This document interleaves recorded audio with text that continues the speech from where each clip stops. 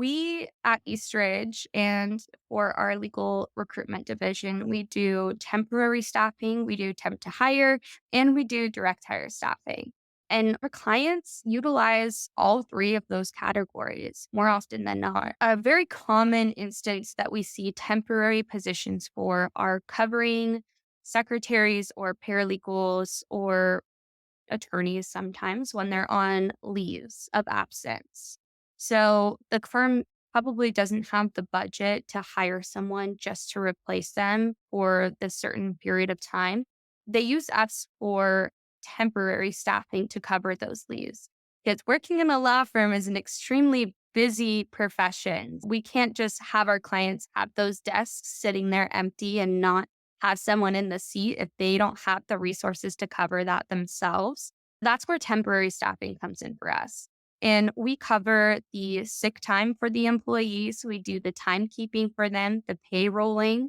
So it really takes the pressure off the client to find someone to fill a position for a short amount of time, whether that be even 2 weeks to 2 months. That's where we typically see temporary staffing come in.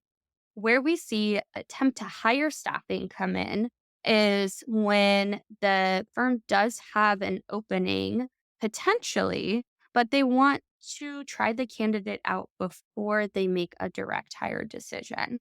The client gets all the same benefits as they do for just a temporary staffing with us when they do temp to hire. Most clients will either not have the budget or will want to test a candidate out beforehand. So they'll do temp to hires. A client will usually have a candidate in place for 3 months before they make a decision for direct hire. Now, that's not all the time. We see people make a decision within a few weeks. We actually have a client right now that we staffed a temporary secretary for, and he started 2 weeks ago, and it was to cover a leave of absence, but they do want to bring him on full time. So that's where we see attempt to hire conversion come in, even when a position just started as a temporary position. And then we also have our direct hire placements. I feel like in the legal staffing industry, we see a lot more of direct hire than we do for temporary or temp to hire. Direct hire is all the roles that I have already mentioned, whether that be secretaries, assistants, paralegals, attorneys, partners, whatever it might be.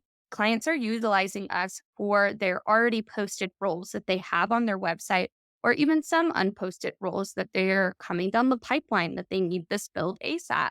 So we do a lot of direct hire for our clients because that seems to be the bread and butter within the legal services staffing industry.